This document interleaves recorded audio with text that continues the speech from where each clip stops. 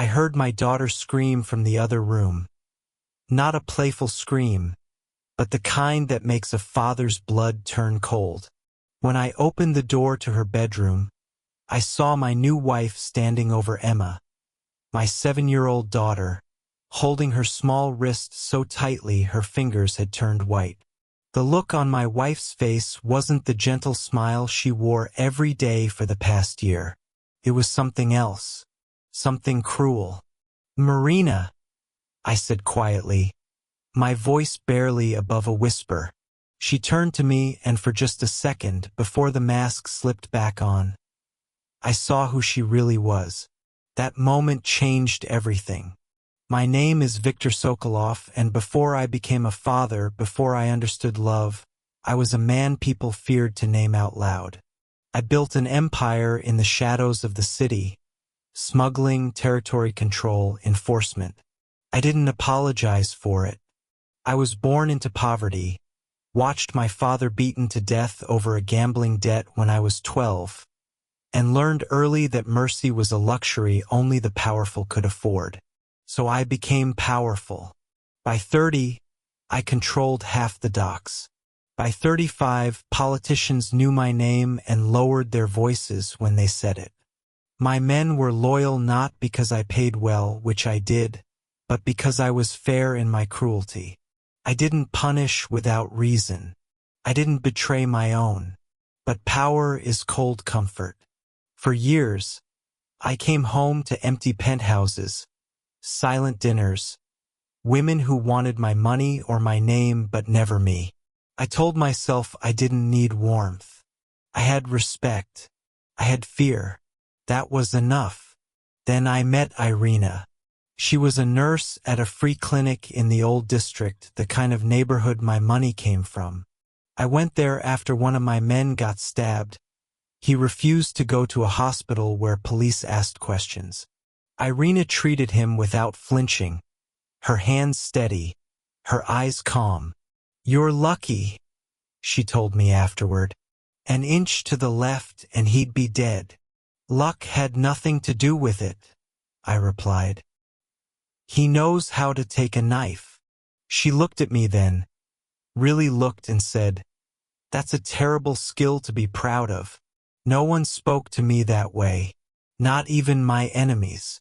I married her 6 months later. Irina wasn't afraid of who I was.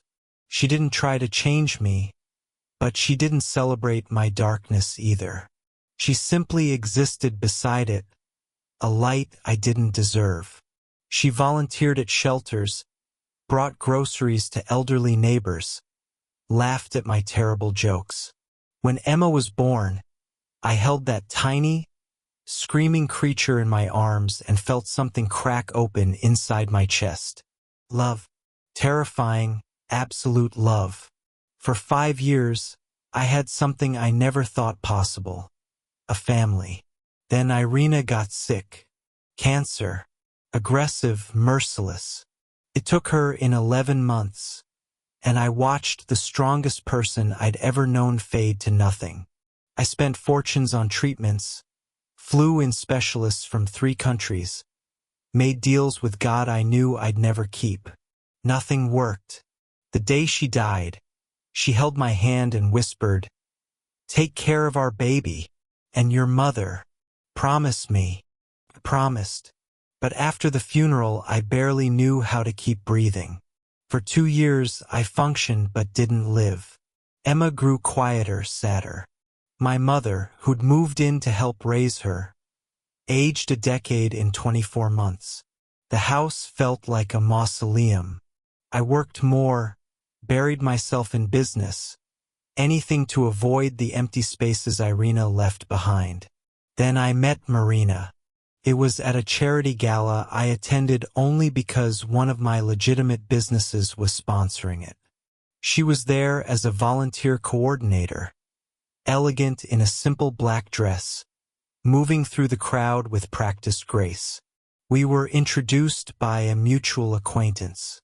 She smiled warmly but not flirtatiously, asked about my work without prying, mentioned she'd lost her parents young and understood grief.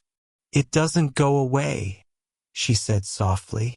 "You just learn to carry it differently." Something about her calm wisdom drew me in. Over the following months, we met for coffee, then dinner. She never pushed, never demanded. She asked about Emma, listened when I talked about Irina without jealousy or discomfort. "Your first wife sounds like she was extraordinary," Marina said once. "Emma is lucky to have had her as a mother, even briefly. What man wouldn't fall for someone who honored his dead wife instead of competing with her memory?" When I finally introduced her to Emma and my mother, Marina was perfect. She brought Emma a beautiful children's book, not an expensive toy, something thoughtful. She complimented my mother's cooking, asked for recipes, sat with her in the kitchen peeling potatoes and talking about simple things. After that first visit, my mother pulled me aside. "She's good," Mama said in Russian, her eyes wet. "Kind." Emma smiled today, Vitya. Really smiled. That was all I needed to hear. 6 months later, I asked Marina to marry me. Not out of wild passion, I'd had that once and buried it, but out of hope that maybe I could build something good again. She said yes, tears in her eyes, and kissed me gently. "I'll take care of them," she whispered. "Your mother, Emma. I promise." The first year of our marriage felt like healing. Marina moved into the house and transformed it. Not by redecorating or erasing Irina. She kept photos up, talked about her warmly, but by bringing life back into the rooms. She baked with Emma, helped her with homework, braided her hair in the mornings. She sat with my mother every evening, watching old Russian films and drinking tea. She greeted me at the door with genuine warmth, asked about my day without asking about my work. She understood the line. I kept the darkness of my business away from home, and Marina never crossed that boundary. She managed the household, handled Emma's school events, accompanied me to legitimate social functions. To the outside world, we looked like a normal family. And slowly, I began to believe we were. Emma started laughing again, bringing friends over, talking about wanting to join the school play. My mother's health improved. The sadness that had been weighing her down seemed to lift. The house smelled like fresh bread and coffee again. I found myself coming home earlier, spending weekends with them instead of at the office. One night, Marina and I sat on the balcony after everyone had gone to bed. She leaned against my shoulder, and I put my arm around her. "Thank you," I said quietly. "For what?" "For giving me my family back." She kissed my cheek. "They're my family too now." I believed her completely. Started small, so small I almost missed it. I came home one afternoon and heard Marina's voice from the kitchen, sharp in a way I'd never heard before. "Don't care what you think is appropriate. I make those decisions now." I walked in to find her on the phone, her back to me. When she noticed me, her tone shifted instantly. "I'll call you back," she said sweetly and hung up. "Everything okay?" I asked. "Oh, fine. Just a vendor being difficult about the party." She smiled and kissed me. "How was your day?" I let it go. A week later, I noticed Emma had gotten quieter again. Not dramatically. She still played, still talked, but something was dimmer. "Is everything all right, Moya Dorogeya?" I asked her one night as I tucked her in. She hesitated, then nodded quickly. "Yes, Papa. You can tell me anything. You know that." "I know." She smiled, but it didn't reach her eyes. Children lie to protect the people they love. I learned that too late. Then there was the incident with my mother. Mama mentioned casually that Marina had suggested she might be more comfortable in a nice assisted living facility. She showed me brochures, my mother said, trying to sound neutral. Very fancy places, with nurses' activities. My jaw tightened. What did you say? I said I'm fine here, with my family. She patted my hand. Marina meant well, I'm sure. She probably thinks I'm a burden. You're not a burden, Mama. This is your home. I know, Sin. I know. But I saw the hurt in her eyes. I spoke to Marina that night, keeping my voice calm. My mother lives here. She's not going anywhere. Marina's eyes widened with perfectly performed shock. Oh God, Victor. I didn't mean. I just thought she might enjoy more social interaction. I wasn't trying to push her out. She touched my arm, her expression so earnest. I'm sorry. I should have talked to you first. I was only thinking of her happiness. What could I say to that? I nodded, let it go, told myself I was overreacting. But deep down, something whispered that I'd just made a mistake. It was a Saturday afternoon, 3 months later. I'd been in my study handling business, a shipment issue that needed personal attention. Marina had taken Emma shopping. My mother was visiting her sister across town. I finished the call earlier than expected and went to find them, thinking we could all have dinner together. The house was quiet. Then I heard it, Emma's scream. I moved fast, my body reacting before my mind caught up, and threw open her bedroom door. Marina stood over my daughter, gripping her wrist so hard Emma's little hand was turning purple.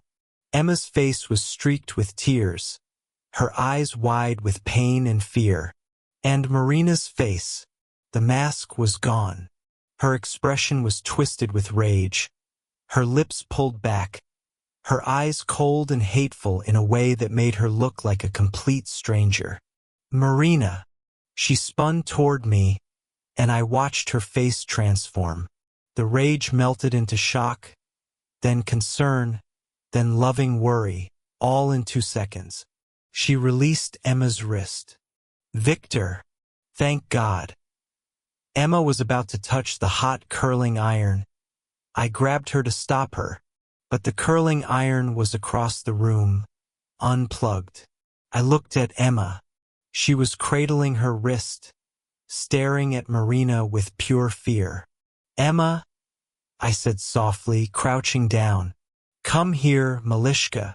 She ran to me, buried her face in my chest, and started sobbing.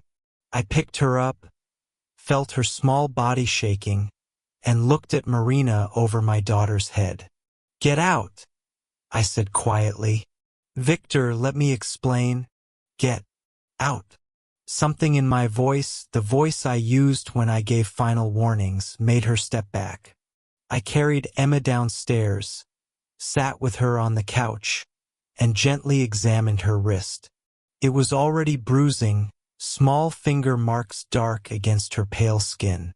Tell me what happened, I said gently. The truth. I'm not angry at you. Emma sniffled, hiccuped, then whispered. She's mean when you're not there, Papa.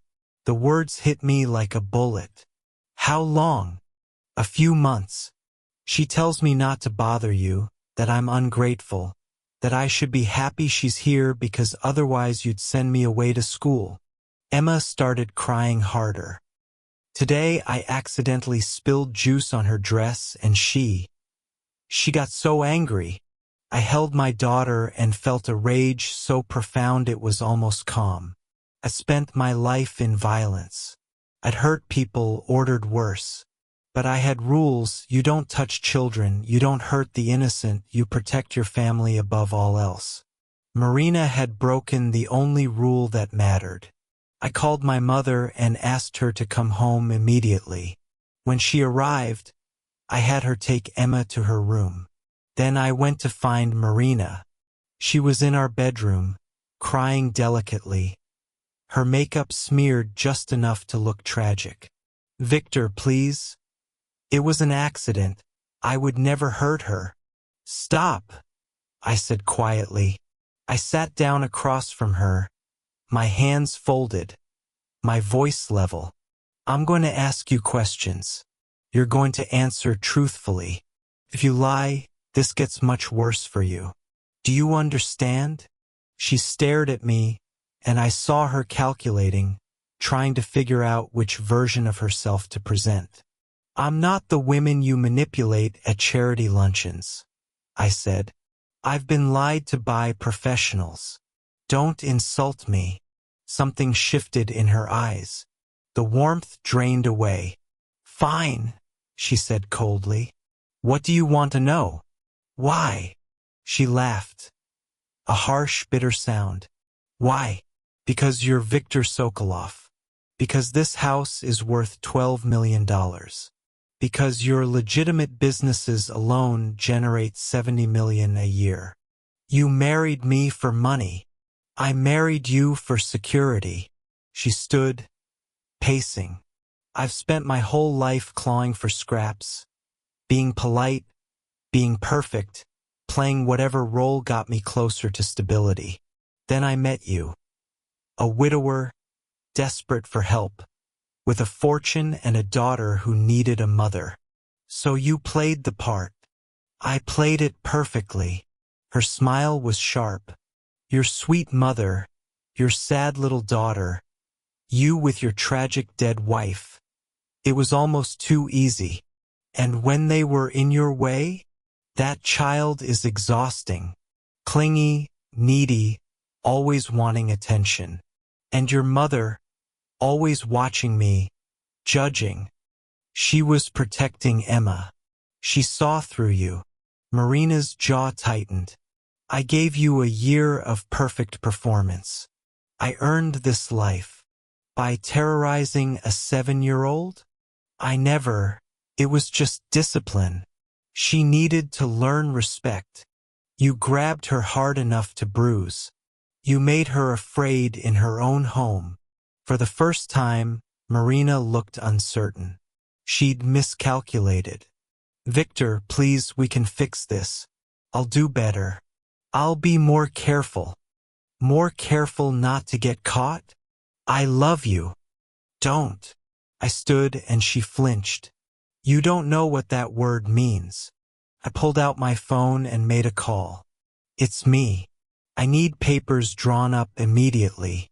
Divorce, no contest, no settlement. Have them ready in an hour. I paused. And call Alex. Tell him to bring the car. Marina's face went pale. You can't. I have rights. You have what I allow you to have, I said quietly. You signed a prenuptial agreement. You'll leave with exactly what you came with, nothing. I'll fight you. I'll go to the press. Tell them everything about your business. I looked at her and she stopped talking. You're going to think very carefully about your next move, I said softly, because I have spent my entire adult life dealing with people who threaten me, and I am very good at it. I stepped closer. You will sign the papers. You will leave this house tonight. You will never contact me, my mother, or my daughter again. In exchange, you'll walk away alive and free. You wouldn't. I've done worse for smaller offenses. The only reason you're getting this deal is because I loved who I thought you were, and somewhere in the ashes of that delusion, I want to believe you're not evil, just broken. I walked to the door. You have 1 hour to pack your personal belongings. My men will watch to make sure you don't take anything else. Then you're gone. After Marina left, escorted by 2 of my most loyal men to ensure she didn't cause problems, I sat with Emma and my mother. Is she coming back? Emma asked quietly. No, Dorothea. Never. Are you sad? I thought about it honestly. I'm sad I didn't see the truth sooner. I'm angry I let someone hurt you. But I'm not sad she's gone. Emma climbed into my lap. I'm sorry, Papa. You have nothing to be sorry for. Nothing. Do you understand? I tilted her chin up. You are brave and good. What happened was not your fault. My mother put her hand on my shoulder. We'll be okay, Sin. We've survived worse. She was right. That night, I tucked Emma into bed and sat with her until she fell asleep. Then I went to my study and poured a drink I didn't want. I'd built an empire on reading people, on seeing threats before they materialized. Yet I'd brought a wolf into my home and called her family. My phone buzzed. A message from my lawyer. Papers signed. She's gone. I should have felt relief. Instead, I just felt tired. The weeks that followed were hard. Emma had nightmares. She flinched at raised voices, apologized constantly for small mistakes. My mother and I took her to a child psychologist, a discreet one who understood our need for privacy. She'll heal, the doctor assured me. Children are resilient. She has you, she has her grandmother, she has safety now. That's what matters. I cut back on work, spent mornings having breakfast with them, afternoons helping Emma with homework, evenings watching movies curled up on the couch. Slowly, day by day, the light came back to my daughter's eyes. One evening, about 2 months after Marina left, Emma was drawing at the kitchen table while my mother cooked. "Papa," Emma said, not looking up from her paper. "Yes, I miss Mama, the real Mama, not Marina." My heart clenched. I miss her too. Do you think she would be mad at me for letting Marina be mean? I pulled Emma into my arms. Your mama would be so proud of you. You survived something hard, and you told the truth when it mattered. That takes courage. Do you think you'll get married again? I kissed the top of her head. I don't know, Malishka. Maybe someday. But not for a long time. And never to someone who doesn't love you as much as I do. What if you get lonely? I smiled. I have you and Grandma. How could I be lonely? She hugged me tighter. 3 months later, I was at Emma's school for a parent-teacher conference. Her teacher, Miss Chun, smiled warmly. Emma's doing wonderfully.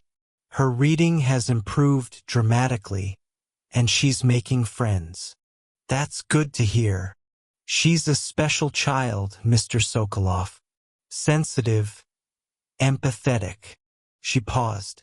I know she's been through some changes at home. If there's anything the school can do to support her, thank you. We're managing. As I left, I literally collided with someone in the hallway, sending papers flying. I'm so sorry. I bent to help gather them. No, it's my fault. I wasn't Victor. I looked up into a familiar face. Svetlana Petrov, a woman I'd known years ago, before Irina. She'd been a teacher even then, working in the old neighborhood. Svetlana, it's been a decade, probably. She smiled, the same warm smile I remembered. I teach music here now. Your daughter is in my class, Emma, right? She has a beautiful voice. We stood, awkward, both holding halves of her papers. I heard about your wife, she said softly. Irina, I'm so sorry. She volunteered at the clinic where I brought my students sometimes. She was wonderful. She was. And I. Svetlana hesitated. I heard you remarried. And then, that didn't work out. I'm sorry. Don't be. It was a mistake that ended before it caused permanent damage. We stood there and something passed between us, recognition maybe, understanding. Would you? I started, then stopped. Would you like to have coffee sometime? Just to talk. About Emma's progress in music. She smiled knowingly. Just about Emma? Mostly about Emma. Then yes, I'd like that. Svetlana and I started meeting for coffee every Saturday morning while Emma was at her art class. We talked about everything. Her students, my work, the legitimate parts, our memories of the old neighborhood, our dreams for the future. She knew who I was. Not just my reputation, but my history. "I'm not going to pretend you're a saint, Victor," she said one morning. "I grew up in the same world you did. I know what you do, or what you've done. Does that bother you?" "It should, probably." She stirred her coffee thoughtfully. "But I also know you're trying to build legitimate businesses. I know you take care of people in the neighborhood, jobs, protection, help when the system fails them. I know you love your daughter more than anything. That's not enough to make me good." "No," she agreed. "But it's enough to make you human. We didn't rush anything. No grand declarations, no dramatic moments. Just coffee, then dinners, then walks in the park." She met Emma officially outside of school, and they talked about music and books. She had tea with my mother and won her over by praising her pierogi. "I like her, Vitya," my mother said one evening. "She's real. Honest." "She is. Your heart knows the difference now. Trust it." 6 months later, on a quiet Sunday afternoon, Svetlana and I sat on a bench watching Emma play on the swings. "I'm damaged," I said quietly. "I've done terrible things. I have enemies. Anyone close to me is in danger. I know. I can't promise you safety or normalcy. I don't need those things." She took my hand. "I need honesty, respect, partnership. Can you promise me those?" I looked at her, truly looked. No performance, no mask. Just a woman who saw me clearly and chose to stay anyway. "Yes," I said. "I can promise you that." She leaned her head on my shoulder. "Then that's enough."